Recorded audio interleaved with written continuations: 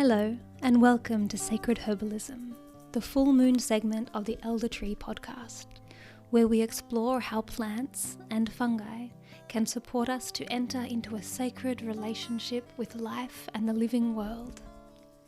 I'm your host, Stephanie Hazel, herbalist, anthropologist, and a deep lover of this wild world.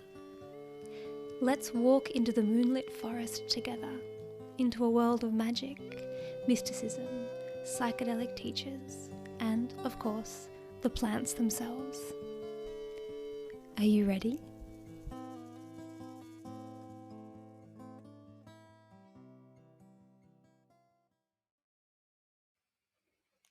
Happy full moon in Virgo, dear listeners. Welcome to this second interview with Matthew Wood.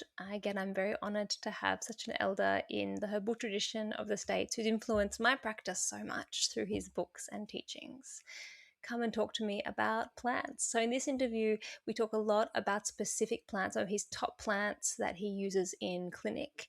Talks about his favorite lymphatic herbs, his favorite liver herbs, adrenal herbs. We talk about burdock, yarrow, chamomile, elderflower, and many more plants. So if you want some specific teachings directly from Matthew Wood on some of his favorite herbal medicines, this one's for you.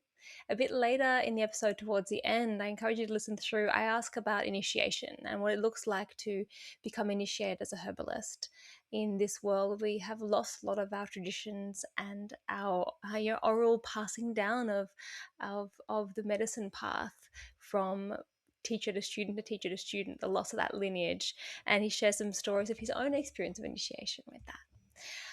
I hope to be interviewing him every year or so. So if you have other questions you wish I'd asked, please put it in the comments and I will make sure I ask it on your behalf next time. And yeah, I hope you have a beautiful month as you settle into this year. Hopefully you're feeling in the swing of life and adapting to all the changes that life has a habit of throwing to us. I'm a little sleep deprived in this episode. My little boy, my 1-year-old, is cutting not one, not two, but 3 molars all at once. So sleep is something that is not really happening for us this week. So please be forgiving of any stumbles or lack of clarity and precision on my part. All right, enough of me talking. Let's get into Matthew Wood sharing deeply about his experience of some of his favorite herbal medicines. It's really lovely to be here again together, having another cup of tea online and chatting herbal medicine. So welcome back, Matthew. Yeah, good. Nice to see you again. I see some Yes, good yes. books on your shelf there. Well, the elder is the queen of the herbs in the European tradition. That's not true in North America. The Indians don't think of it as anything special, but it is the plant in European herbalism, and it is the abode of the little elder mother, the Hulda Moor, who's kind of a folk person in especially in Germany, but all through the continental um, continent, maybe slightly less in England, but not completely. One of the 3 sacred trees of Wales, elder, the oak and ash, I think? No, the elder, rowan, and hawthorn. And so it's very, very highly esteemed, and the Holdemore, is kinda like the Earth Mother, but actually Hulda means hidden. She's the fairy mother, so the name of the fairy folk in Iceland is the Hulda folk. So she's and she is the queen of the fairies in the Hans Christian Andersen folk, folk tales or stories, and also she's kind of the elder's kind of the, poetic muse.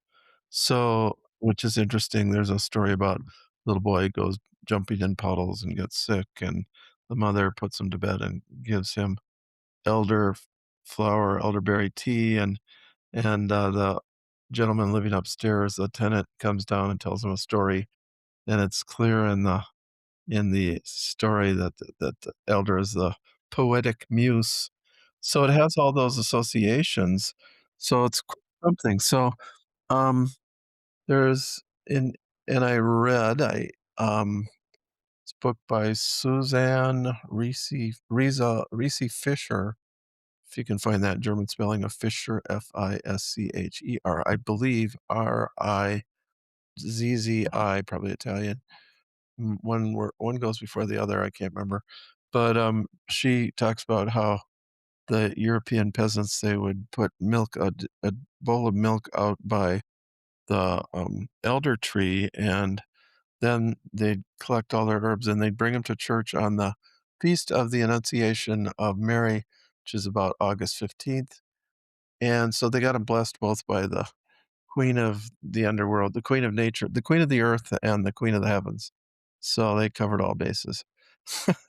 So Yeah. that's part of the background, and so part of the importance of elder in 810 AD, Charlemagne, the emperor of France, northern about a third of Italy, a third of Spain, and the Rhineland, he decreed that all houses in France must have an elder in the yard because it kinda did everything that anybody wanted in humoral medicine, which was you you peel it up, or really, if you just take a big cup of it, it causes you to vomit.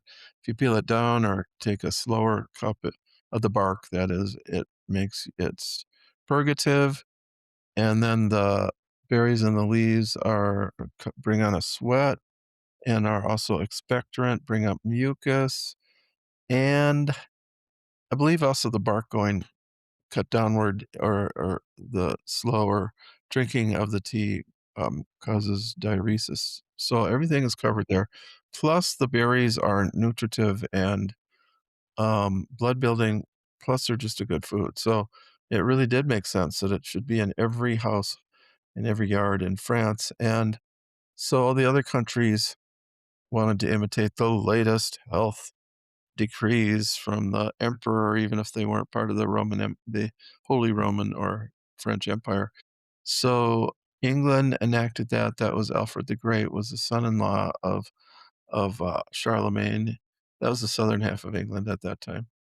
And Wales, and just, I think, probably the rest of Italy and the rest of Germany and the rest of Spain. Everybody wanted to, um, have adopt the latest health measures. So it became he Nothing's also changed. decreed. Yeah. So, for instance, a friend of mine buys herbs from a woman in Pennsylvania who's Pennsylvania Dutch, so they Mhm. preserve a lot of the old traditions, and she noticed that in her herb gar this woman's herb garden, the Pennsylvania Dutch or German, that would be, there was an elder in each corner of the garden.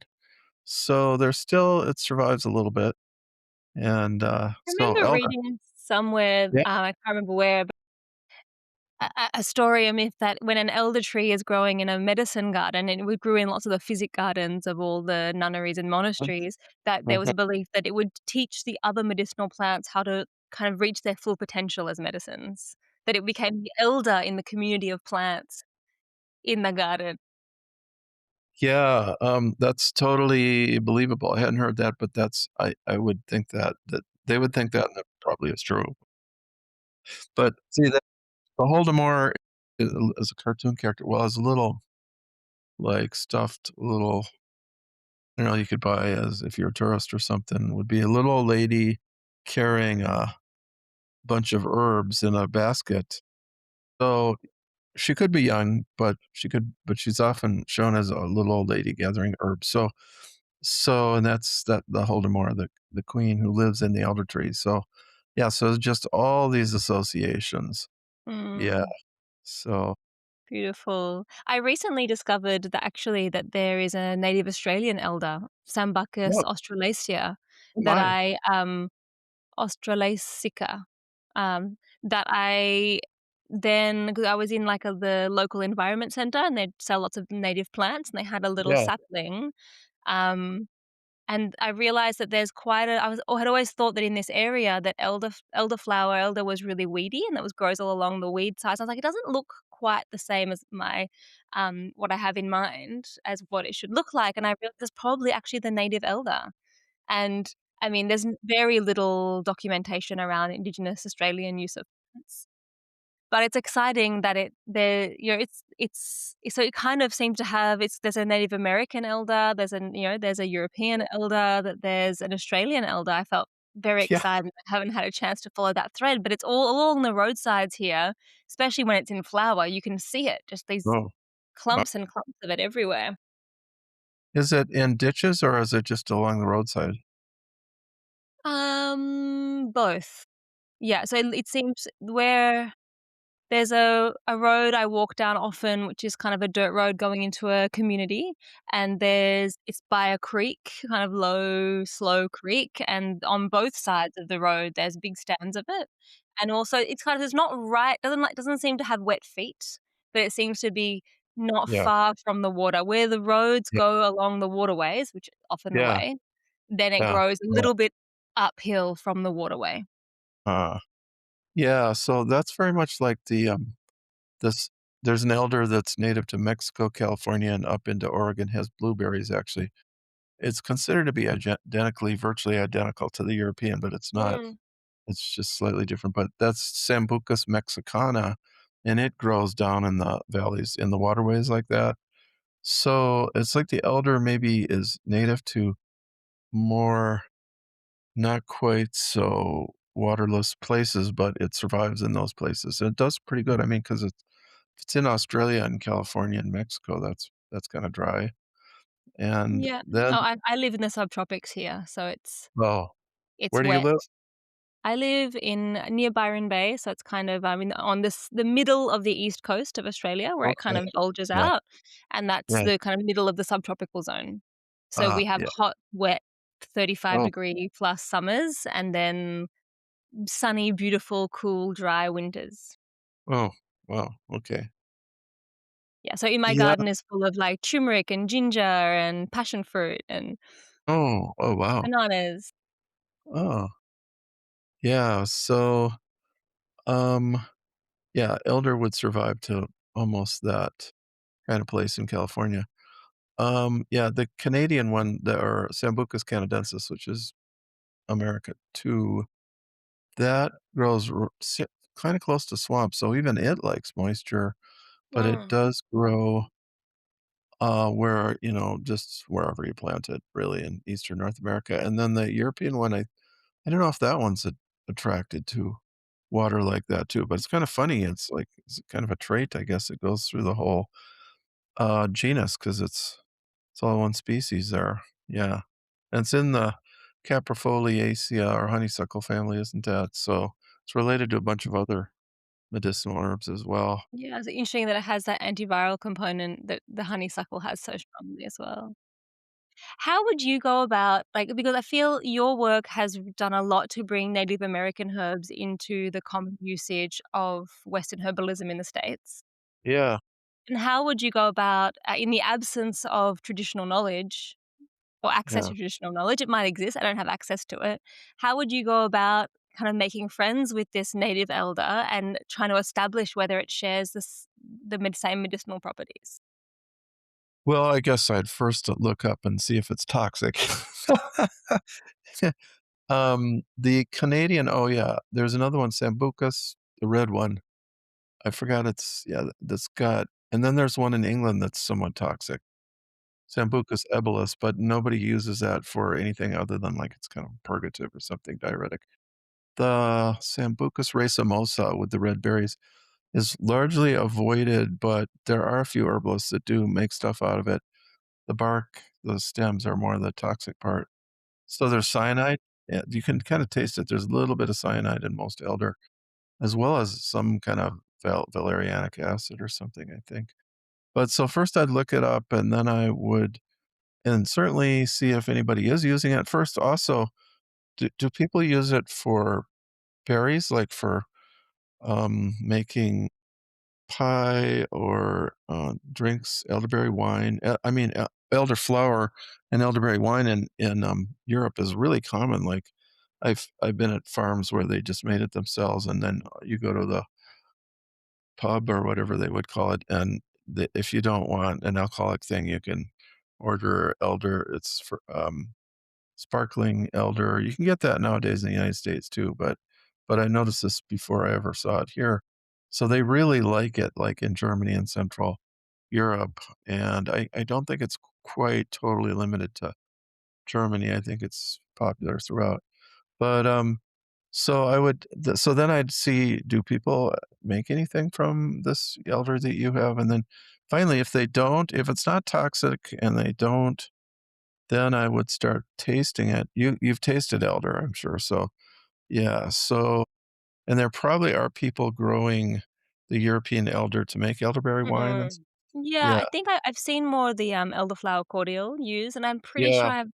I think that a lot of people assume it's the European elder that's gone weedy. Oh, So how I interesting. definitely think people do use the flowers, but not Oh, there's also we have a pretty strong cultural narrative in Australia that native plants are dangerous. Generally, like, they're not all dangerous, but it's a fairly strong, like, narrative in the cultural discourse. So people have an aversion to trying things and finding out, and there's some classic stories of explorers or pioneers, oh, dying of starving to oh, death in, like, oh my god. in indigenous people's food forests because they were so afraid to taste anything in case it was poisonous, that then they starved to death, and the Aboriginal people were like, "How could they starve to death in the middle of our food forest?" And I feel like that persists, and partly I think that's due to a lack of integration of Indigenous Yeah, culture in Australia. We haven't I feel there's more of an integration or a, identification with Native American culture in the States, not across all subcultures, but in some groups. There is in Australia, and so then there's this wariness that persists in yeah. the settler peoples. Yeah, so yeah, very early on, the Native American or Indian people became famous for their knowledge, just wood lore in general, but, of course, their environment was a lot more like Europe or England, so that was kind of like, "Oh, that's what you do here," you know? It's oak trees, elm trees, ash trees, everything's kinda the same, but a little different. So they were highly esteemed as healers right from the start, and wood lore, people that knew their way in the woods. So because of that, they weren't respected for a lot of other stuff. Oh, they don't, have farms and stuff. Actually, they did grow a lot. They grew corn, beans, squash, the Three Sisters, corn and tomatoes came from the New World and a couple other, well, from North America. Quite a few foods, actually, probably a dozen. So, but, like, Thomas Jefferson was one of the very first white people to eat tomatoes as an experiment. I mean, they thought, "Oh, because in Europe, the little red berries, the cousins, the nightshades are all toxic." So they thought, "Oh my god, only an Indian can eat tomato." But but he didn't believe that, so, or he tried. So, um and I mean, you would think of it as a quintessential Italian food, but at that was about 1810 or 20, so that's Same only with all as the chilies, right? I think all the chilies are from the mm, Americas, and we think of how associated, Asian yeah, cuisine and Indian yep, cooking and all the chili and even Africa. yeah, I don't know, maybe there are yes, some native chilies, but as far yeah, as there I'm are. aware, they all come from the Americas, right? Yeah, no, they all come from the Americas, and that was 1492, they were brought back, and the Portuguese reaching India in 1515 found it already was there. It was so popular, and the hottest chilies in the world are grown in West Africa and Ghana and so on along the coast there. So that's interesting. It flourishes, an element of it flourishes even more there. Yeah, that certainly was, an important to so many people. Yeah. So the Native Americans taught a lot of herbs, just a whole lot, and I would say so there wasn't a lot of trade before the Civil War, and really even until after 1900, just so many herbs were what grew there in North America naturally, plus a few that were grown in gardens, but they didn't use, lavender, rosemary. I would say I'm sure they used mint. I'm sure they had the traditions of, uh, chamomile and mint and so on that are very European because you always gotta get the kids to sleep, and, as you might know too, Yeah, my and son is currently, cutting 3 molars at once, so sleep oh, has geez. been, not Yeah. great. week. So this Yeah, morning, but at bed and this morning, big pot of fresh chamomile tea with milk and yeah, honey. My kids love it. And it's yeah, also good for mum when she's feeling a bit overwrought and sleep deprived. Start with a chamomile and then move on to coffee, you know? right. Yeah, yeah, right, right. Yeah. So some of those traditions came over, but so much was learned from the Indian people. And um, so really, I would actually say I've read the literature a lot. It wasn't until the 1930s, actually, you just got a lot of European herb commerce over here. Part of it was probably the English herbalists with the NIM. They were trained by Thomsonian or American herbalism. Mm. So there was a lot of back and forth between England, the United States, or Canada at that time, till the 1850s, probably. Then we were suppressed somewhat, so were they. But but at any rate, yeah. So elder, I mean, this may surprise you, but I would say that elder was not really that much used in the United States until the herbal renaissance from the 1970s on. Yeah, I mean, it sounds Would that have been incredible. influenced by the European use of elder than exploring the Yeah, native elder? yeah, yeah, yeah, the native elder, well, we use that instead. Well, um, I don't think anybody but a European can taste the difference. I remember one friend of mine say, "Oh, yuck, it's not as good as our elder." But I think that the pioneers and settlers made a lot of stuff out of the native, um, Canada elder. I think that people growing elder commercially use the European maybe it does taste Mm. a little better, but it's pretty interchangeable. Medicinally, they're just totally interchangeable. Yeah. So, yeah, but it's fairly recent. I mean, there's not I mean, almost everybody would have elder elixir or liqueur or elderberry or elderflower in their kitchens nowadays, just everybody. And I do have to say, I've talked to probably half a dozen people, and they've talked to more people that they shared it with that they used elder flower or berry, mostly berry, through the COVID, and that none of them, they say, none of them got any COVID at all.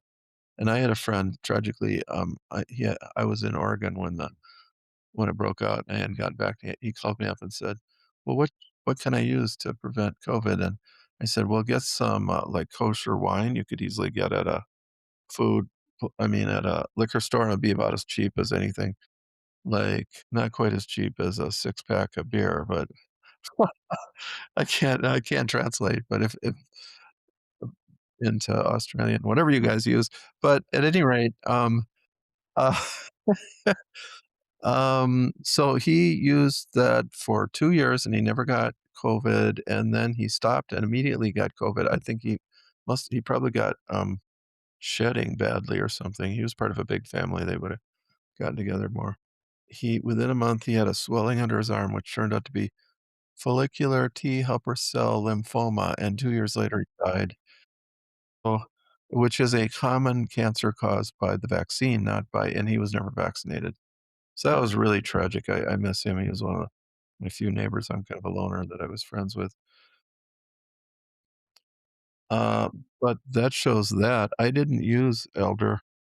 I should have, but, so it's very antiviral, and that really is showing how antiviral that I mean, I mean, I don't know that it's known exactly what it does, but it certainly has been used in clinical trials. There's theories. One of the older theories was it snapped the spikes or disabled them. They're not so spiky, but they're receptor domain. No, there are domain receptors. I forgot the full name.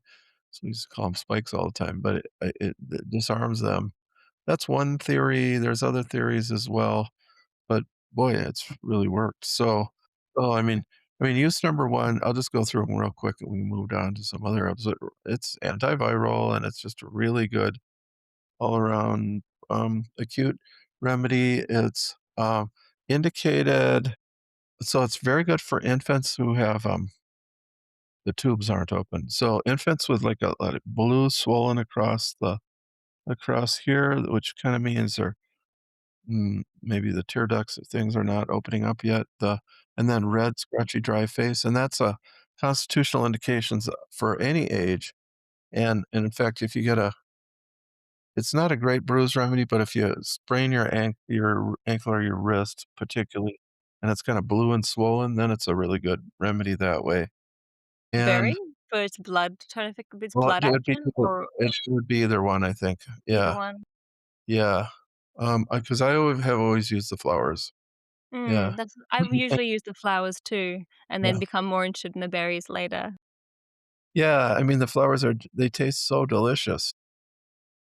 Most people Incredible flavor. really that really love the berries, but wow, the yeah. So, so you have some European elder planted around your place, so or you have access to it. Yeah, Yeah. yeah, and I have a little plant actually, my daughter's placenta tree, we planted her placenta with Oh, an elder oh, on it, and my son oh, got an cool. olive tree. Oh, cool. So, Yeah. she likes to tell people, "I have a special connection to the elder tree because of my Yes. placenta."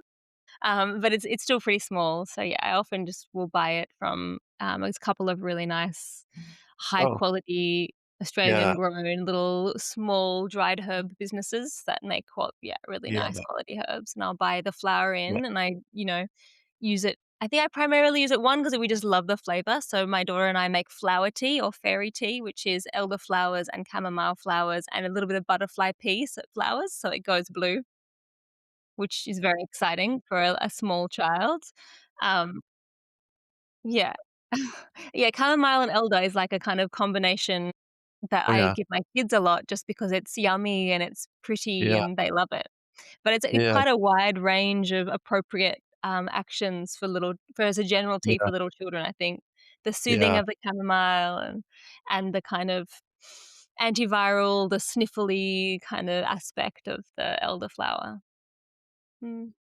Well, Some opening the tubes there of the baby and my friend thought it prevented crib death, which was a big deal back there when we were, I don't know, 25 years ago when we were talking in the herb store. So that's significant. And then I would say certainly it's an expectorant once you do get sick. Um, and I think that it does open the channels of elimination, but we don't do it so strongly intentionally that way. But so, that's why it's good for infants and they're not used to it. They're kind of like, huh, what? And uh, so, um, so it has multitudes of uses, and there was a good book written in the 1600s, The Anatomy of Elder by Martin Blockwitz or Blockwitch, which you could get a reprint. And then, of course, there's modern books, but man, he has just about everything in it. But so that's kind of what I know about elder, and yeah, Can I something ask a else. question there? Reading your shamanic herbal book, you speak a lot about an idea that has been germinating inside me for a while, which is beyond the kind of physico-medical uses of plants, that almost like every plant it captures or holds a little part of the world's soul, and that this soul property, it allows us to work with certain archetypal forces, or like it's soul medicine as well, right? And so I'm curious if you have a sense of what the soul medicine of elder is. Well, yes. So I lump it with attention deficit. Is that what you guys call it too, or hyperactivity, Yeah. attention deficit? Yeah. Mhm. Remedies, although it's slightly different. So the main attention deficit hyperactivity remedy I use is hawthorn. That's number one. Then I have heard of Shazandra, and I've used it mentally, and it's for scattered thinking, yeah, so I can believe it. I haven't used it for children, but I've used it for adults and myself, actually. And, so those 2 would be the attention deficit hyperactivity remedies, and then elder is for the child who lives too much in the imagination, or so much in the imagination. So they're the ones that's like, "No, no, don't run out in the street. Come here." Like, you're just constantly having to round them up because they don't pay attention. They're in their own world, and they either go off in the corner and play by themselves and don't care about the other kids, or they're the leader of the activities because they are so imaginative. They're thinking up all the different things that, oh, and the other kids are like, joining in. So that's kinda the elder child, and if they're too far into that, then, they're just, "Hey, come back here, come back, come back." And, what was it? So I had one little so she was 7 or so by then, and I gave her some right in the clinic there, and she just sat there for 20 minutes, and her mother said, "That's the first time she's ever sat still since she was born."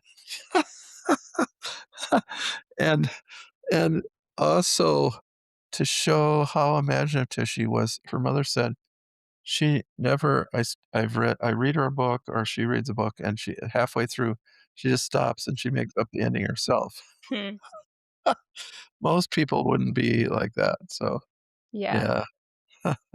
That actually sounds not quite like my daughter, but my daughter has this, her name's Ariane, and she has this incredible hunger for imaginative play. Like, if you would just play make believe with her all day or just make up sometimes I make up these, like, 40, 50, 60-minute stories with, like, all these characters, and she just can't get enough of it and never wants the day to end because she wants more, and she just keeps being like, "Let's pretend this is happening. Let's make this up." This incredible imagination, and then I struggle to wind down and down regulate because it's so exciting in that world of, Yes, right. make believe. Well, I would say that sounds like she may be an elder child, yeah, yeah. I would say, it's possible too it works the other way, that you'll get some middle-aged people, men more, that are, like, bored with life or stop being imaginative, and it may liven that up, renew the poetic well, it may be good for creative artists too, but, the only plant but then hawthorn has that use too of livening up people who kinda their imagination got stuck somewhere. Plus, redroot, which you guys don't use enough, ceanothus. No, you should even when I was there in Australia, it's like, "Golly, you guys gotta" and the English herbalists don't use it enough either, and it's not that much from American Indian, um, tradition. One of the English homeopaths got a hold of it. Oh, you could probably order it through a homeopathic company and Mhm. maybe 3X, 6X, something or other, or the mother tincture. But that's very good for artistic funk or melancholy, which I've never really needed another remedy for that. It's really good for that creative muse. Yeah, so those are a bunch of related remedies. I don't know why, except that it was a spleen remedy. Yeah, Doctor Burnett, Captain Burnett, the English homeopath, he began to use it for swollen spleen, which was real common in the malaria Redroot. days. Yeah, we wouldn't see that much Mm. nowadays, but, it's kind of, I would say, the foremost lymphatic remedy for American herbalists. I had an enlarged spleen after really severe mononucleosis. Yeah, right, that's where I've used it a Yeah, number of times. Yeah, yeah. swollen spleen usually is after mononucleosis, yeah, and I use for mono, I use Baptisia, which could be homeopathic or herbal, that's the wild indigo. Now actually even native Indigo afera, the real indigo, probably could be used. It's for, like, low-grade toxic kinda like, mono just gets stuck in the system, so it's good to have never been well since mono. Another symptom, that's chronic fatigue syndrome. In the US, it's called that, where you just never felt your energy come back. You almost always that is mono. But yeah, red roots come up there, but mostly we use it for swollen glands and, I'm sure there actually it is grown in, there, but we use the root, it would be hard to wildcraft, but it's well, so we have 1 species east of the Mississippi, just 1, and then there's 50 in California, and one of them is called California lilac. Do you guys I'm sure you grow that there. Oh, There's I'm probably sure some flower gardeners who are really into it. yes, I mean, it's grown in Cornwall and eastward in Southern England, but it's gotta be kinda like California, but so your climate is a lot like California. Mm. So a little wetter, but, Canberra and Melbourne and Sydney, they would all and other places would all be dry, a lot like California. I mean, Canberra, I've been there quite a bit, and, um, so that look up I've California got lilac. Yeah, look it up. Ceanothus pap Yeah, papillosus, blue Pacific Californian lilac. yeah, Wow, it's beautiful. Yeah, it's very beautiful. Yeah, Mm. does that look familiar at all, or No, I reckon yeah, it might be too wet here to maybe see. where you are, but Yeah, I'm gonna try and order it, yeah, see what happens. yeah. You can also you can investigate. I mean, I know it would grow in Canberra, I've been there enough. Of Like, course, that's such yeah. oak place, planted Yeah, oaks. I yeah. mean, even down in the Gippsland, there's a lot of oak wherever there's oaks, big, like, kinda dry with oaks, you'll be able to grow it because that's Mm, kelp for you. yeah. And yeah, it probably likes, creek valleys again. But at any rate, so that's one hint. You could grow the eastern Ceanothus americanus, which once was official, but everybody gets it from the California. But it's not easy. So it's the roots, they harden immediately. You gotta cut them up within the first 12 hours. But in California, the way they're harvested would be like they're along a country road, like through the hills, through the mountains, and the roots are halfway hanging out, halfway Mm, closed, and you dig them out that way. They do fixed nitrogen, which is not mm, they're not in the legume family, but they have these little so they look like little what it looks like well, the one in the east looks like a intestine with little nibbins all around it, and, you you dig that out, they disappear, the little things, but they look like glands. So that might have been some of the doctrine of signatures, but I imagine there's other uses. It stops internal bleeding. That was its main use before it was discovered to be a good malaria remedy, and that may have come from the Indians, but 'cause they had malaria too, but it got publicized directly from Dr. Compton Burnett. So, yeah, I've kept on, like, "You English, you Australians, you need this herb." So, it's an astringent and it's sweet. So, it tones by building by nutrition and by, you know, by astringents, and then it is also, it's not hot or cold, it's neutral, which makes it easier to work with. So, you got a lymphatic condition you know, most people nowadays were energetic enough would figure, "Oh, is this a hot condition or a cold condition?" Or, "Oh, the tongue looks real hot." Yeah, it's a hot condition. It's often with the glands too. The tongue is more pale or they feel colder, so it's a cold condition. A cold condition you'd warm up with so these are the 3 top lymphatic remedies to my mind I would start with. So that's calendula is warming. It happens it actually warms my stomach so much, it's upsetting to my mm. stomach. I got a hot stomach. So, and I'm probably one of the few people that feel that, but so to me, even though it doesn't taste real hot to a lot of people, it is hot, and it's actually all the way classified as heating in the 4th degree in Greek medicine, which means it's escharotic, that it can be applied externally to a cancer. Someone's done this. I mean, it continues to have a reputation as anti-cancer.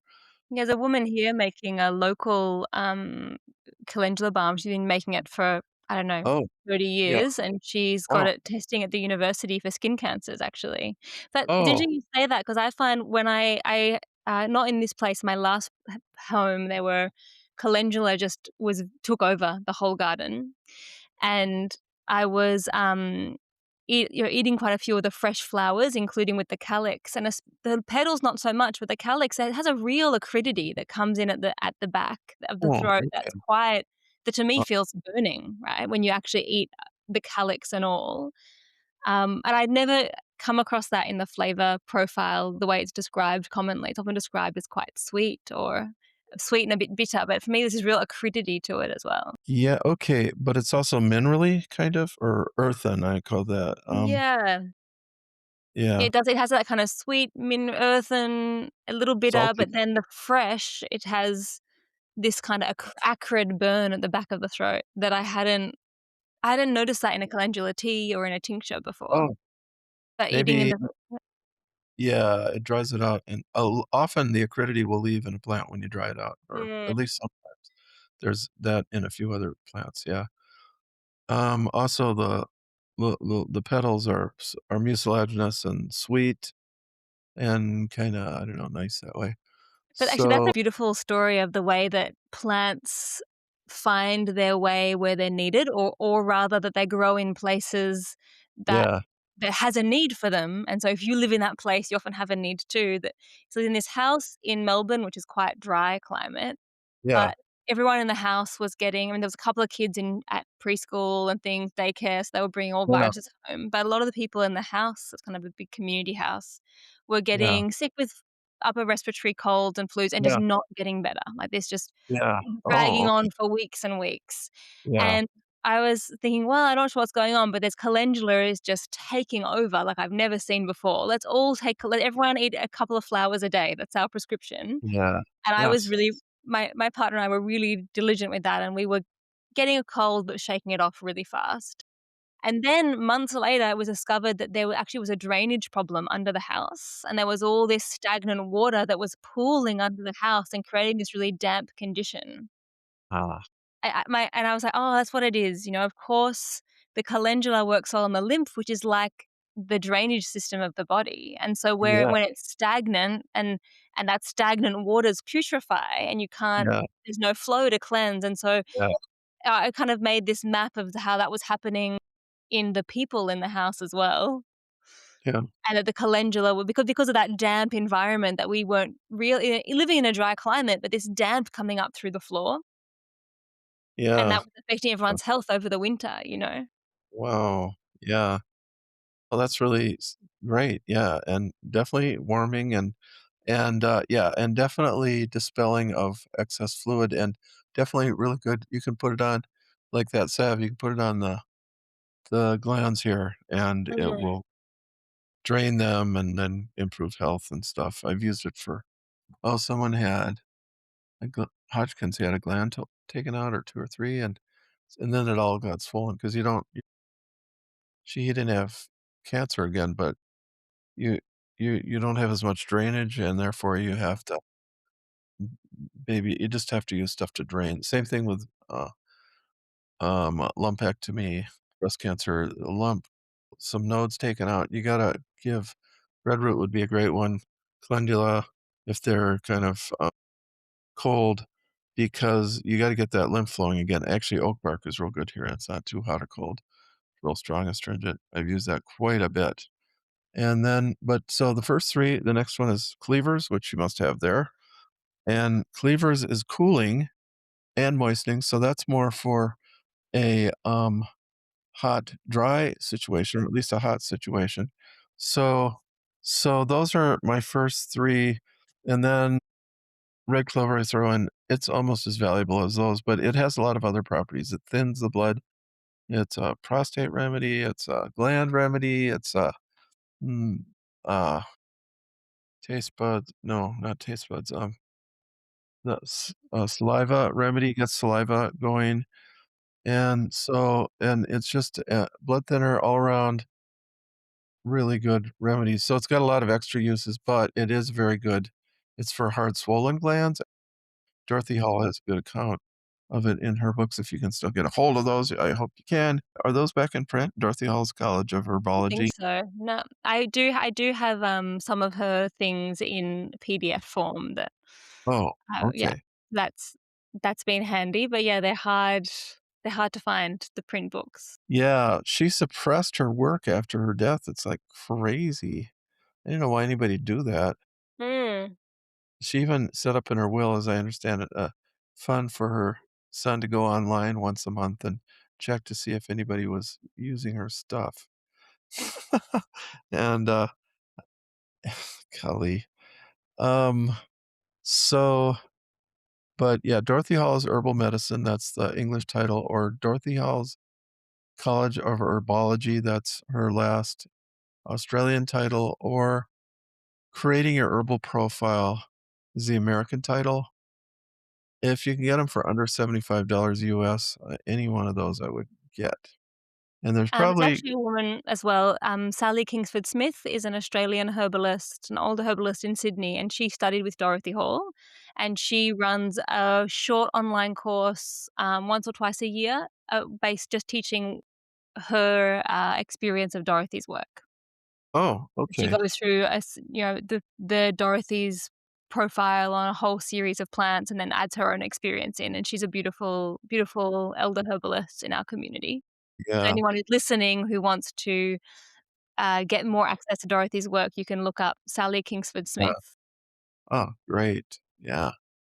Yeah, because there's also her lectures to students, which were never published during her lifetime, and they're exceptional as well. More information yet, and then there's all those other books, and certainly if you wanna do iridology and stuff, she's not the only iridologist, there are other good iridology books, but that was very popular in the '60s, '70s, '80s, not so much now. But, Yeah, yeah, what's your so take on iridology? Do you still do I know you do a lot of tongue diagnosis and pulse and yeah. face and do you do iridology at all? No, I haven't. I do know, like, the sodium ring, I think it's called, but it's probably actually calcium, the ring around the iris, that would be, um, like, people that need calcium channel blockers, like calcium deposition in the veins and or rather in the arteries and muscles and so on. There's a few I know about, and then, when the nerve ring is kinda choppy or there's gaps in it, Mm, that's serious. yeah. Um, You use mugwort for that, right? yeah, that's what she recommended, and yeah, Mm, I've used mugwort more kind of not looking at the iris, but learning from that that there's gaps in the autonomic. It's like there's, like, a problem, like, people, they have to, like, swallow or something to, like, get their heart beat down or something. That they have to engage their vagus or something for symptoms. But, and of course, that's a great weird dream remedy too. So, yeah, she has a great account of that in the main book. So those are kinda my 4 top lymphatic remedies, and they cover most lymphatic problems, which is a really important system since it's cleaning everything out. I mean, if there's debris, yeah, you wanna support the liver. Nowadays, I would recommend I never did until COVID, NAC, N-acetylcysteine for cleaning the liver, and then, of course, with dandelion root, and nowadays people use, St. John's wort, dandelion root, milk thistle, just kind of a modern formula. When I was starting out, it would have been more like dandelion, burdock, yellow dock, barberry, Oregon grape maybe, if you were in America, barberry if you were in Europe. Those remedies. So, but, St. John's wort and milk thistle got proven to be great liver remedies, so that changed that, but people stuck with dandelion root, but I I would love say dandelion root. yes, yes. I will give a really good indication, the map tongue, when Yeah, it's well, okay, I actually have a very personal story that is very exciting about dandelion root. I was taking a group of my students through a month on dandelion root last year for it's like a 3rd or 4th time, and really what keeps emerging in dandelion root is, for me, that soul teaching when I do these groups is, joy in the simple things and the kinda groundedness that comes from just receiving the joy of the simple life, like a child taking the dandelion fluff and blowing yeah. it, right? Like, Yeah, and okay. and then I was reviewing some of my books to see what else was in there, and I came across something I'd seen before, you talking about the map tongue and even having used it for manic depression, Yeah, right. and it's which, now we would call bipolar, right? Yeah, right. And, my there's my baby in the background, I don't know if you can hear that. And I had one student in this group and also my partner who have, I would say, manic depressive tendencies. They don't have Yeah, diagnoses, they're not right. medicated, etc. But Yeah, both of them have really bad sleep. And I saw that indication and I thought, oh, I wonder if that will be nice for my partner to help him feel more grounded, manage some of those tendencies. I have yeah, tried to help his sleep with passion flower, with valerian, with meditation, with breath work, with lemon balm, with hops. Hops and passion flower were the best. He's very hot pitta constitution, but still didn't do anything when he woke up in the middle of the night. He'd wake up and then not sleep. I gave him dandelion root. I think it was 5 or 7 drops 3 times a day, just out of curiosity to see how his like emotional state would change. And he started sleeping. wow. I Years got of me trying this herb and that herb and the other herb. Doesn't have a mapped tongue, but has that, like, hot, kind of caloric. The Yeah, liver gets easily yeah, overwrought, and that has that tendency to either want something really exciting or it's depressed. Do you know what I mean? yeah, Like, yeah, and that calm rootedness that a dandelion can give with that simple joy of just like, just find that middle ground and ground yourself, and there you can take pleasure. Anyway, that blew my mind. Yeah, even yeah, without the mapped tongue. But I can see he's the kind of person that if he wasn't taking care of himself, could yeah. end up with that really stripped yin. Yeah, well, okay, so sometimes you don't see the map tongue, but if there's dark red in the tongue, Mm, like, I used to think so, like, so you get a red that's carmine red, like, mhm. pink or red, that's like an acute heat type symptom, like, it could be autoimmune or allergies or they're sick right now, flu or something, hot one, but then it gets to a darker red, and I've seen tongues where there was no coating, but it was dark red. That's dandelion too, and that is like I learned from that, my own belief, the heat sinks down deeper into the, I say, bones and tendons, that's a little bit and organs, and so it's getting the heat out from a deep level, and the first time that ever worked, I thought, "Oh, I'll discover 2 or 3 other remedies for a dark red tongue with heat really down deep in the tissues." I never have discovered another one in 30 years, and 'cause I learned that early, maybe 25 years. Oh, no, at least 30 years, I knew that in the '90s. I never discovered one. I never needed another one. That has always worked for deep heat, and I would say, yeah, he probably had that. Also, heat rises and agitates the mind. In Chinese medicine, the Shen, the heart stores the Shen, and that shows up, yeah, manic depressive, manic certainly is hot. Yeah, also waking in the middle of the night, 2 or 3 or so, um, which is heart blood not storing the Shen, so they wake up. Now, sometimes they get, like, their blood sugar goes down and they wake with a little bolt of fear because the blood sugar is low and your body uses adrenaline rush to get that high. Those people should take honey before bed to get their blood sugar a little bit more regulated, but a lot of other people, that's not it. They just wake up at that time, and I use hawthorn, uh, occasionally I've had to use uncooked Rehmannia root, but now I like the idea of dandelion root too, weighing down the Shen, 'cause it's kind of a weighty, I mean, it's a plant with a lot more under the ground than above it. Yeah, Yeah, yeah. So I went and sat in this month, I went and sat on a dandelion and just did a meditation. I could just feel the dandelion being like, "Come down to the cool, deep, stable earth." Just yeah, like yeah. drawing down into that coolness and the restfulness of that deep earth was I definitely needed that in that moment, but that stayed with me as well, that feeling, that invitation.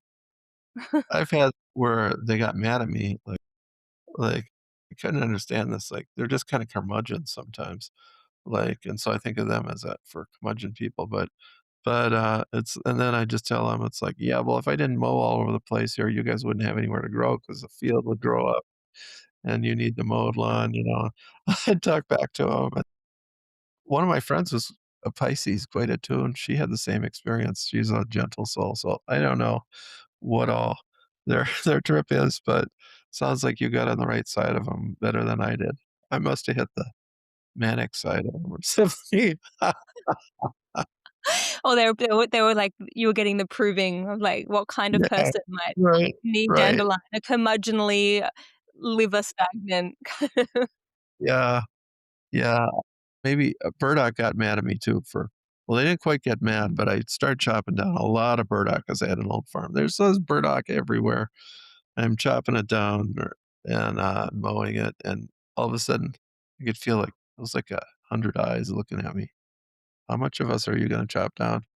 I was like, "Oh, okay, well, I'll stop at a certain point here." So, burdock was not so obnoxious. I'm glad you're talking about burdock because it's a plant Yeah. I don't have a Oh, deep insight or relationship with, but I would really love to meet burdock more fully. So please chat to me about burdock. okay. Well, we talked about the good, remedies for, the lymphatics, and I'd throw in oak bark too. But, so these are the good remedies for the adrenal cortex. This is important because it comes up for adrenal exhaustion, which regular medicine doesn't says doesn't exist. But adrenal exhaustion is where the adrenaline keeps firing, firing, firing. So you're more fight or flight. Then you get exhausted. You get excited and then exhausted because you can't rebuild. Because if you spend too much time, this is going to be for a lot of people more. It, if you spend too much time in fight or flight or sympathetic excess, you can't get to parasympathetic to rest, digest, close the door. Yeah, the tiger's outside. Don't worry. Rest, go to sleep. So that's parasympathetic. So you need that. And um, uh, burdock helps build and if you have been too much in sympathetic, then your adrenal cortex gets worn down. The fat of the kidney. So you got the water soluble, that's the adrenaline. Then you got the fat of the kidneys, and that is the where the cortisol is. And burdock helps build the cortisol and the mineralocorticoids, the whole that side of the adrenals, which then allows you to deal with stress on a long-term basis because if you don't wanna be in that sympathetic excess, fight or flight, fight or flight, fight or flight. You wanna be able to calm down. So that's one thing. So burdock the root is kinda oily, Mm, and um, the root is oily and the feels oily, tastes oily. You gotta get it at the end of the first year, even into the winter, even in Minnesota where it's, like, supposedly dead, it will hollow out in the middle, so you gotta get it right at the end of the first growing season without growing a stalk. It's a biennial. So it is quite a so it helps you relearn how to digest fats and oils, or it gives you the resources to be able to do that, and, um that is really so people like thin, dried out, scaly skin or eczema, etcetera, they have they often so it is an old eczema remedy. It's one of the best eczema remedies there is. I wouldn't say necessarily psoriasis, which is more complicated. But so burdock, yeah, dry skin, scaly, um, that can mean tongue may show up as dry, they're not sweating. Like, this is gonna happen in Australia a lot. First, you sweat out your watery sweat, and then you don't have any more, and then you sweat out your oily sweat.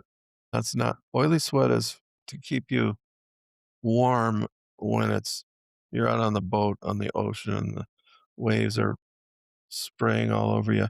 It's for a damp, cold environment. That's what the oily sweat is for, and the watery sweat for the hot, dry summer.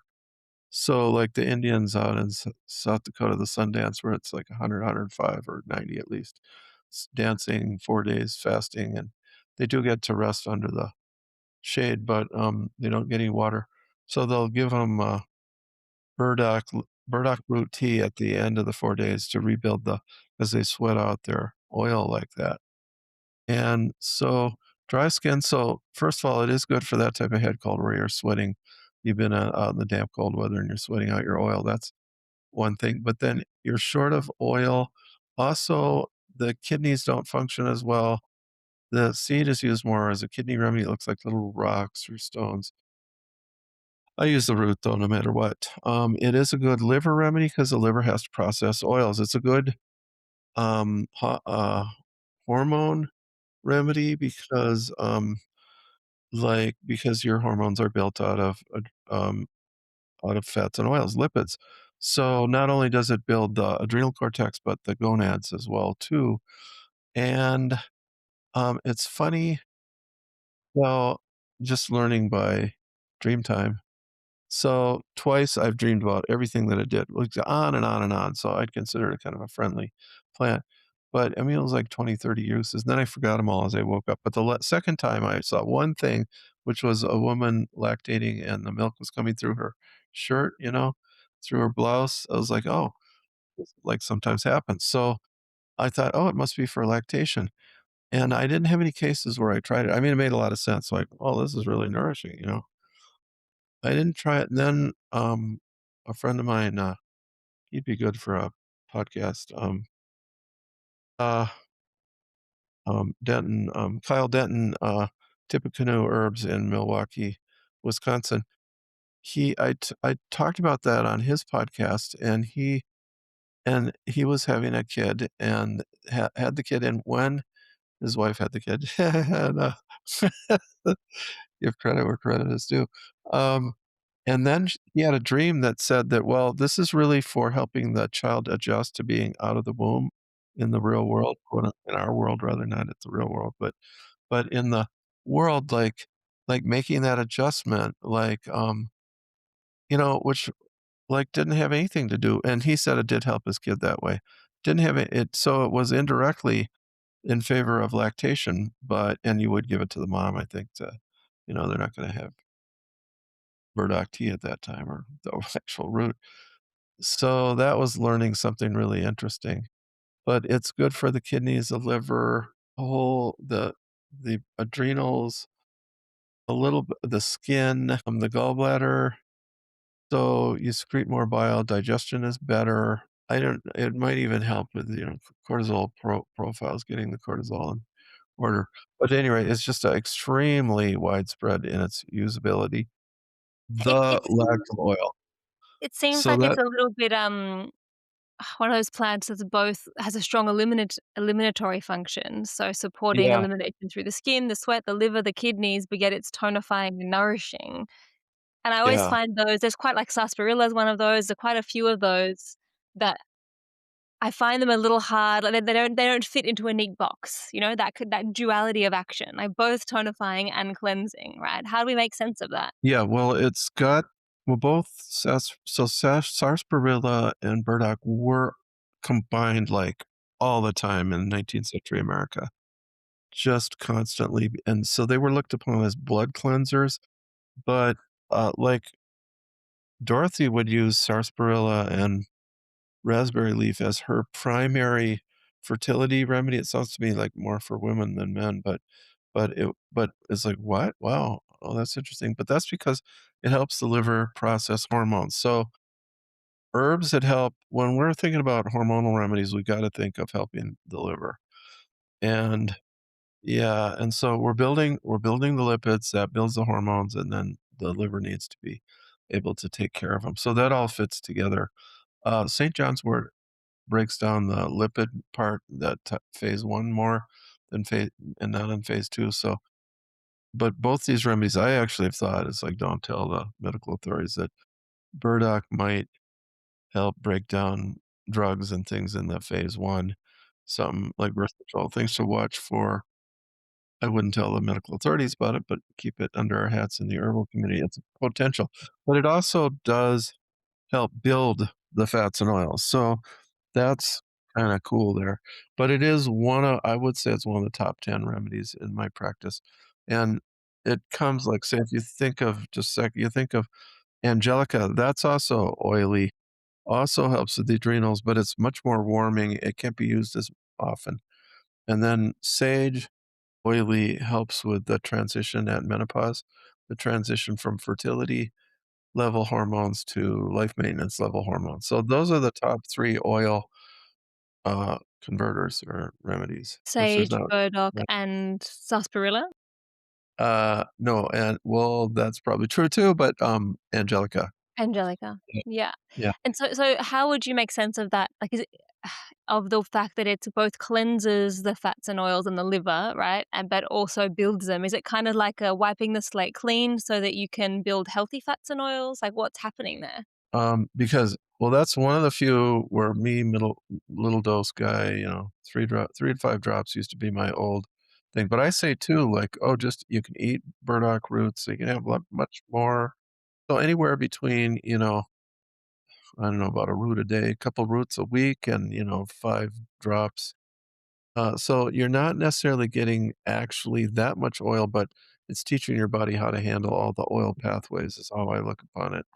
and that would include the liver and, um, and the gonads and the adrenals. It probably if it's gonna act on those things, probably acts on the pituitary, regulatory, and I mean, it is a birthing remedy, it is used. That whole thing about put it on top of the head, draws the uterus up if it's prolapse, put it, on the feet, and it'll draw the uterus down or bring the baby down. In Mexican herbalism, used that way. Or, so uterus too high was g that's what hysteria was, which whatever that was, which probably was just PMS, or else it was like being a woman in the Victorian era, Yeah, but anxiety, the or wearing a corset that was too tight and then having anxiety induced by not being able to breathe. yeah, right, right, yes, golly, yes, we don't know for sure, but, um, uh, draw the womb down. Well, I guess if that was getting crowded while you couldn't breathe. But so those indicate a lot of hormonal potential. Mm. It may be good for I it's never been kind of an antispasmodic.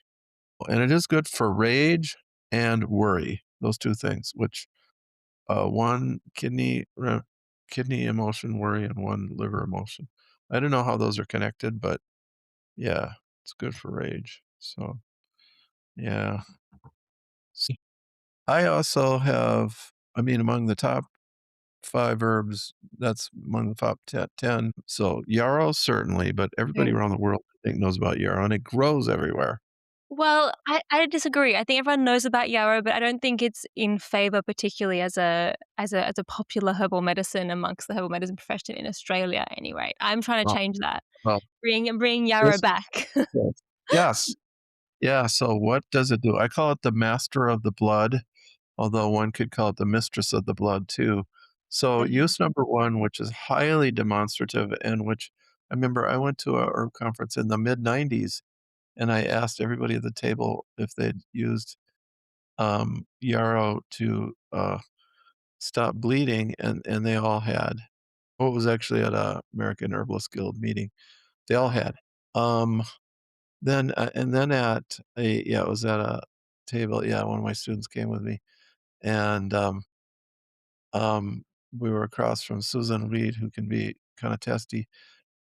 My friend said and Susan Reed said she was chopping, and she chopped off part of her finger, uh, while making dinner and bleeding everywhere, and Lise Lise said, "And what did you use, yarrow?" And they both beamed, and Susan said, "Yeah," and they were, like, beaming at each other. I thought, "Phew, I'm glad they made that connection." Uh,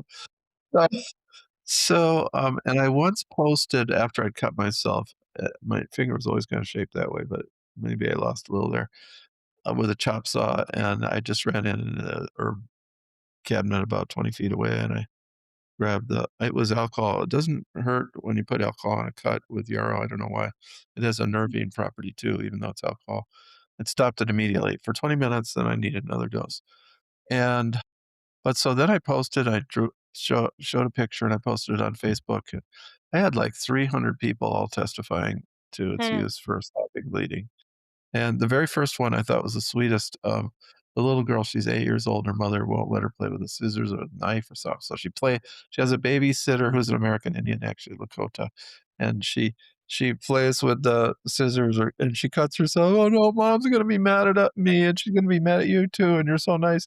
And the woman said, "Don't worry, put this on," and she had some yarrow, and they put it on, or maybe it was in the yard, I don't know, and it stopped the bleeding, and she never needed to tell her mom, so Mhm. so, yeah.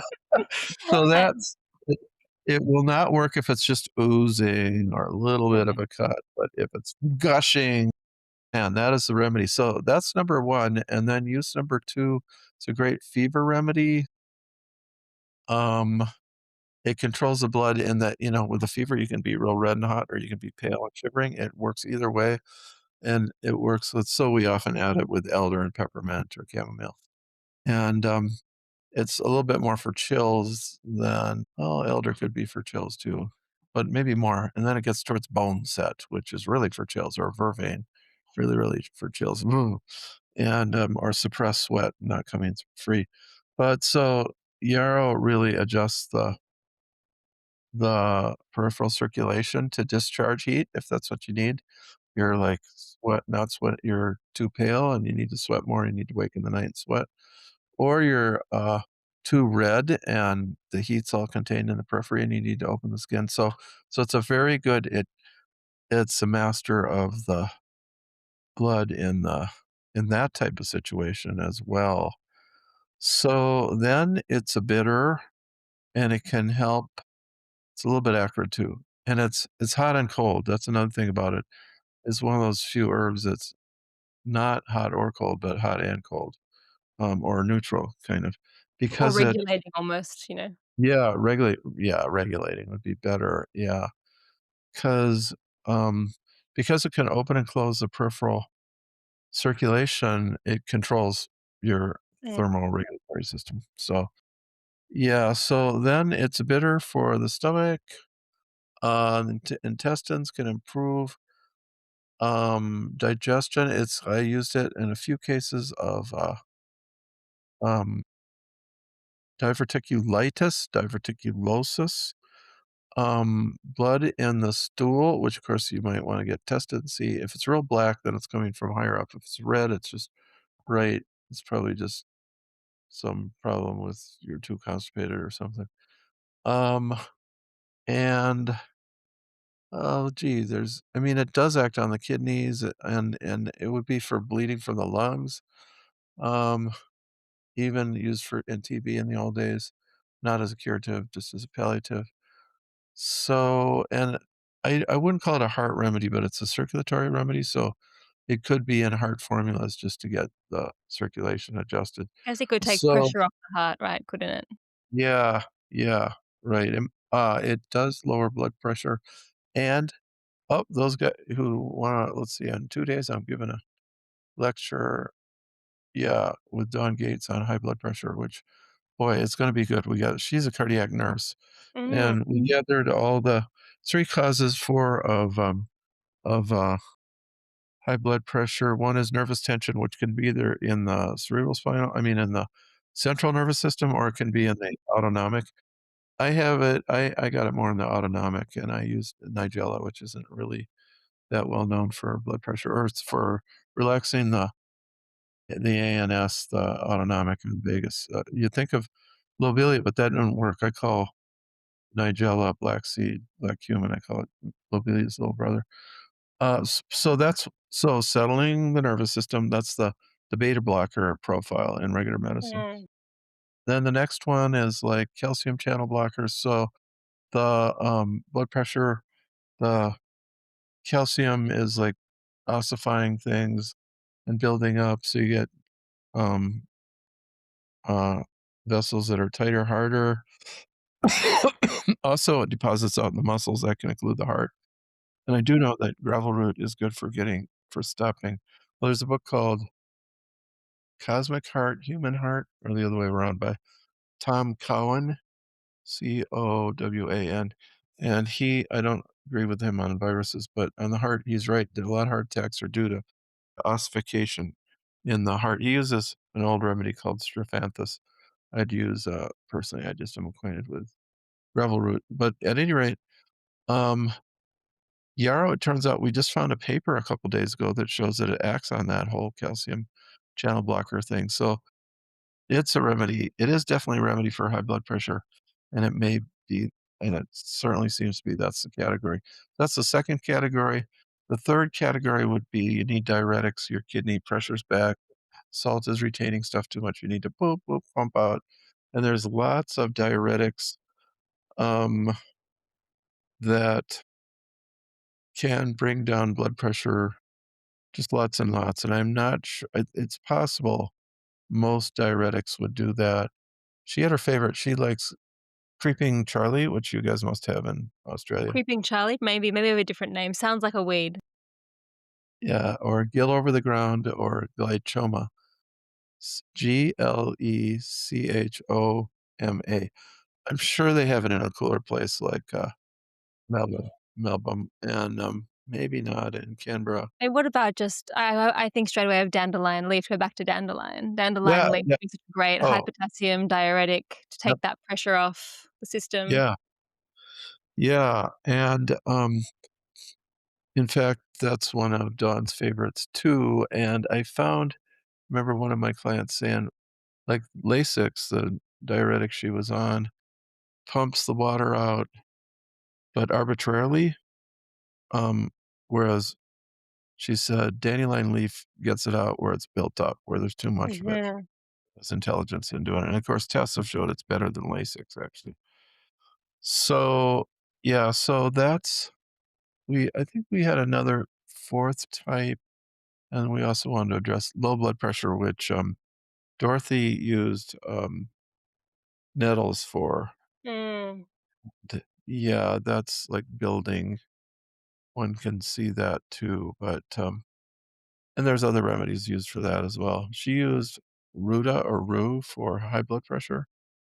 Yeah, and you're gonna get a different you probably are gonna get a high blood pressure in Australia that's due to people whose ancestors didn't live, like white people, in such a hot, dry country.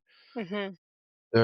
I see a lot that their fingers are kinda in Australia, reddish, so you press on it, you get that capillary you don't have that, I see. You get that capillary, no, you're doing good. Uh, poor capillary reflux, Mhm. I see Californians, Arizona, New Mexico, Australia, white people, and it's like wild cherry or cherry. You can use cherry a lot of the time for wild cherry, but, that's for histamine irritation. It's probably gonna cause high blood pressure too, and get that I have s more low blood pressure, so it's uh not part of my yeah, my struggle. I do find nettles have helped, but as soon as I stop taking the nettle regularly, then it comes back. So oh, it's oh, palliative, not curative on that level. Yeah. yeah, well, that would explain your fingers wouldn't have that, yeah, um, huh. And it probably helped you in other ways, and I mean, certainly having a baby and then lactating and stuff, yeah, you don't Yeah. look drained or anything. Yeah, Yeah, I feel like I definitely it's more just the sleep. The sleep deprivation is the biggest thing, I think, for me, and there's yeah, not so really any remedy for that other than sleep, right? no, uh-uh. So maybe you can help me understand. A few months ago, I had a dream about Yarrow. Then the Yarrow told me that it was an initiation plant and it wanted to work with me to initiate. First, I want to initiate you, and then I want to help you to work with me to help other herbal people become initiated. And I don't really understand what it was saying, what it meant, but it's sitting in the background. And yarrow is a plant I've had a long relationship with, and kind of my first kind of, I guess, mystical experiences of plant medicine with yarrow. And that's a new thing for me. And I'm curious if you have any thoughts on that. And I think that's, and I also wanted to ask you about initiation broadly. But first, do you have any thoughts on yarrow as a plant of initiation? Absolutely not from my personal experience, but my friend Christine Dennis, who is in Port Burwell, Ontario, she had a dream in which Yarrow said that it would initiate her Hmm. into initiation, so she's someone you must talk to. Yeah. I What's her? will Yeah, Christine Dennis, I almost wanna give you her, email right now, but, um, well, she is a NIM herbalist because she and I went to school, and she went to complete the course. I never did complete the undergraduate, I never took it, but she's a NIM herbalist, so she'd be on those roles even though she's Canadian, and she's probably a member of the Ontario Herb Association, and she probably just has a website. She lives on a farm, so she kinda teaches. She's a very good herbalist. And she and I were in that program 20 years ago together, that was a lot of fun. But she had that same dream, so she knows more about it than me. She'd be a great person to have on. I would love to Yeah, talk. I'm I just gonna get planted into some that. yarrow in my garden. And since I planted it, it's been happy. Well, Finally, I but want put me everywhere, not enough, uh, and oh, I wanna yeah, initiate you, and I need you to work with me for initiation. I was like, "Okay, I guess I'll work that out soon." yeah. Okay, so you gotta record whatever you and she talk about, and I wanna get in on that. Maybe you should first talk just get to know her and then do a podcast, and I'd like to get a copy of that about Yarrow and initiation. Boy. Yeah. So so initiation general is something from the inner plane coming and, changing you, first in your inner life, and that changes your outer life as well. I think that's a pretty good definition of it. Mm. And we would say we wouldn't want any negative initiation. There probably are those, but we want positive ones. So that's coming from the spirit world, from the good people. And to me, the most basic is nature is alive, nature is alive. That's I received when I was about 10 or 11 from the Quaker Sunday school teacher. Boom, he was up on the mountain there in Wisc there's only one mountain in Wisconsin, jumping from stone to stone, and seemed like and this joy came out of him, and he said, "Nature," and it just the feeling came out of him, "Nature is alive, nature is alive." And I knew it was true, and I knew I had to believe. That's another thing about the initiation. You have to believe it or you get stuck and you're a fallen initiate, you don't believe it. You gotta believe it because it's verified by the spirit, like, the living nature is more like the soul world of the whole planet, and it's both and it's the life, and it's the soul, and it's like Mother Nature. I'd say the fairy queen's a little beyond it, but, beyond her. But the spirit is what verifies truth. The Holy Spirit or the Spirit. Like, you have to believe it. You can't, like, say, "Oh, I'm gonna" when you're given that choice, "Oh, I have to believe." So, you don't get that kind of experience very often. So that's what and it's not like you have to act on it immediately, like, "Oh my god, I've gotta study with Yarrow all the time now." It's more like, this will unfold with time. Um, so that's initiation too, and, um, I received that mantle of authority and responsibility, which is kinda similar here, which is, to be an herbalist, like, because first I got to know Mother Nature, and then from a different teacher I got American Indian, I got, nature is alive, not just that, but the mantle of authority and responsibility that I knew how healing occurred. I knew the medical system of Mother Nature, which I described in the book Seven Herbs, and that's like law of similars, contraries too, but that's homeopathy, also herbalism, we go hot to cold. But don't suppress things. Then the law of the healing crisis, things go from inside to outside. Oh, the law of the direction of cure, inside to outside. Then the law of the healing crisis, it reaches a crisis, the person like, "Am I crazy? Why'd I go to that herbalist?" And then boom, it passes. And, it's kind of like the body memory comes up and is released. Those are the 3 essential laws, and I believe that's what Mother Nature was referring to. She, like, hand me a a a certificate, like, it looked like it was on on old, vellum. And later, I got some vellum, and I made a pretend one, just put on the wall. Certificate of the living nature, to be the true physician, she said.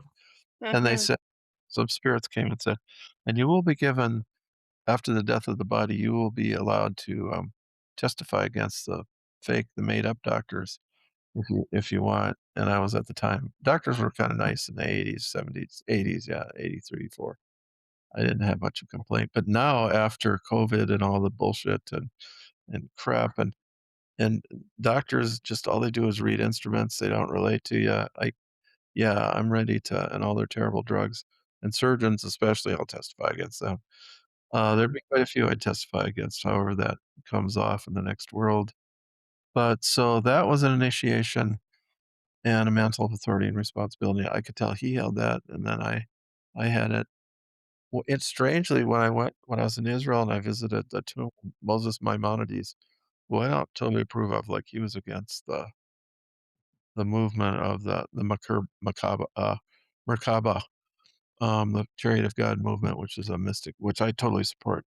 But, so I went and I touched and I thought, "Oh, I wonder if you can tell me anything that I need to know about herbalism or something." I touched his tomb and boom, it was like, "Oh, he has that mantle of authority and responsibility, and he recognizes I have it and he has it."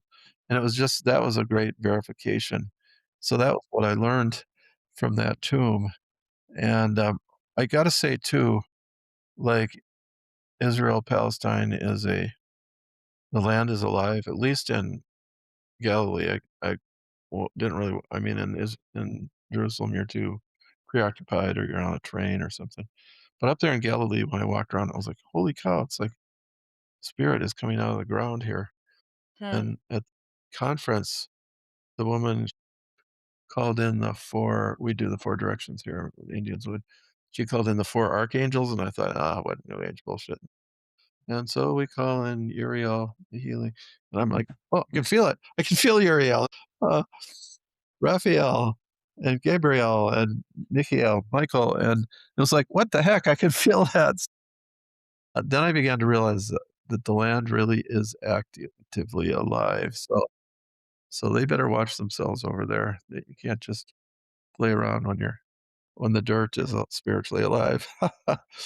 But Maybe at any that's rate, why there's so much contention and competition over that land. yes, yes, Mm. um, So, like, they could have it's been a long time as well, the Christian Crusades also trying to take yeah, back Jerusalem, it's a lot of yeah, right, fighting over that land. yeah, because the Mm. CUPPAs are the 3rd major it's the 3rd most important site in Islam, which is independent from the Judaism and Christianity. I mean, because the temple up on there and then the Jesus for the death and resurrection. Yeah, well, I think it will come to a head, and it is a living land, and it is alive. I've never felt that anywhere else. I would say California feels kinda spiritual in a strange way, different. Mm, That's why California is such a center. Now Australia, it had a feel, it was a good feeling, has a feel, and yeah. The Andes yeah. feels very alive spiritually, it feels very, Oh, very busy. I had the oh, feeling after being there yeah, for a few years, a year in the Andes when I was 21 and studying with a couple of plant people and, wow, with Washuma, and then I started to feel just exhausted by the activity in that kind of middle dimension. I don't know how to describe it, I don't really know the lingo, but that kind of where there's lots of spirits and beings and apus and yeah, little spirit yeah, beings, and I was looking forward to coming back to Australia, which feels very clear on that level, like, it feels really ancient and slow and kind of yeah. clear. Yes, yes. Um, I think I think mountains are kind of tumultuous maybe by nature. That sounds like you're running into the gnomes or something. Yeah, it was. Yeah, nothing bad, they just could just Oh, I just felt kinda psychically exhausted.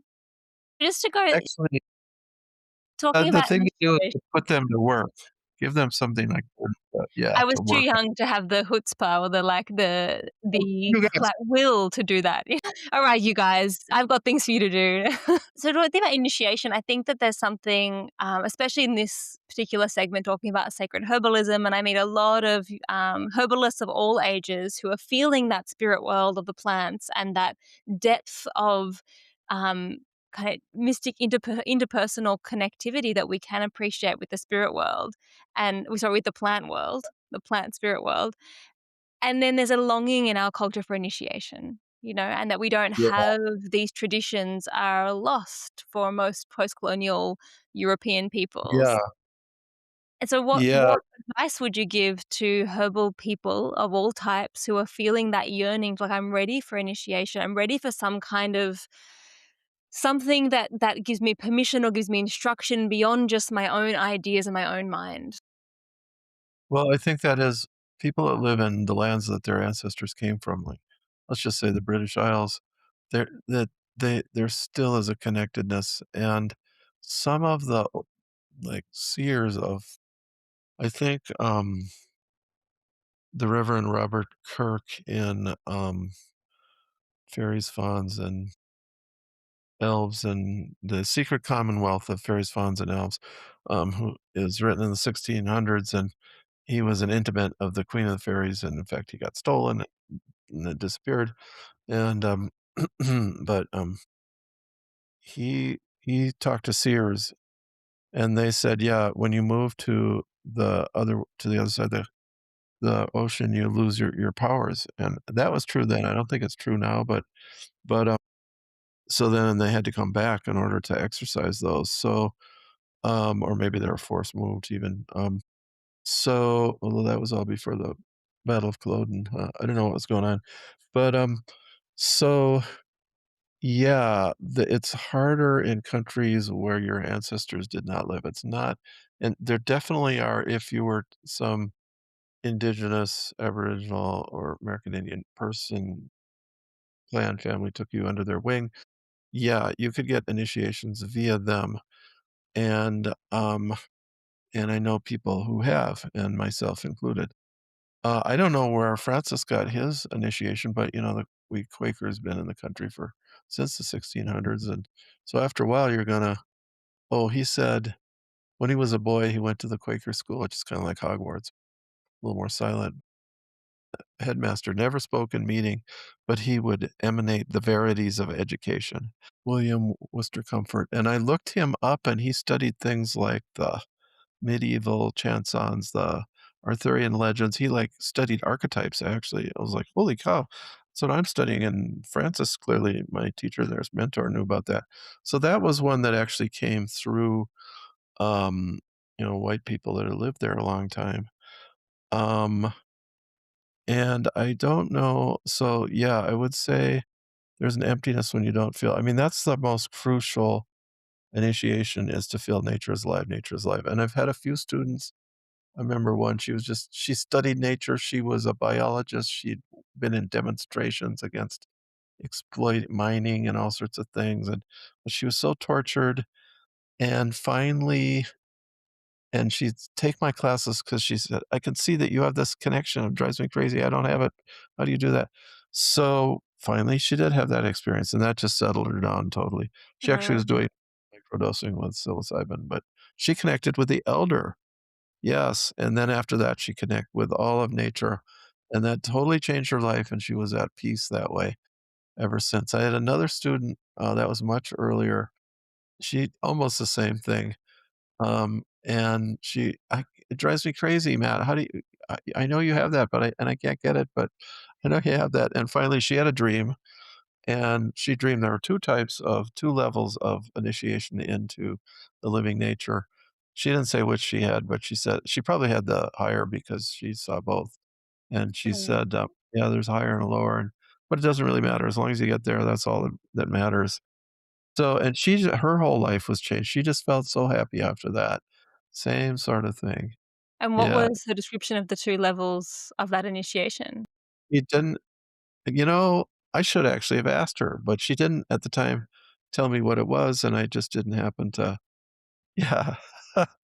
Yeah, I missed my chance. Well, she gets in touch with me. She may still be alive somewhere. She'd be in her 70s. If you Um, find out, let me know. yes, right. Well, I would say you're the initiation with the Yarrow, you're gonna have that. That's gotta be built into it because, um, it I don't think you can have, initiations from plants or communication with plants like that unless you have that. Mm. The and that living nature allows you to have interactions with plants and animals. Probably minerals for some people, not for me so much. Yeah. So, yeah. Well, maybe this we should end it, especially with, Elder coming up to her. Yeah, elder coming back to close the loop. Yep, Yeah, right. beautiful. Well, please put me in touch with Christine Dennis. Yes. It I'm gonna sounds do like we have some things to talk about. I'm gonna do that right away. I just am so excited about it. Yeah. Thank you so much, Matthew. It's really Great been seeing you lovely again. We'll do to it in another year or 2. Yeah. just That's us for this moon cycle. I'm so glad you walked into the dark forest with me. This podcast is part of The Elder Tree, a non-profit dedicated to empowering people through grassroots herbal education, weaving a strong community of herbalists, healers and plant folk in Australia. You can head over to theeldertree.org to find out more. If you like this episode, we'd love you to subscribe. And if you know who we should interview next, drop us a line. See you next month, and in the meantime, may you be blessed with good health and many plants.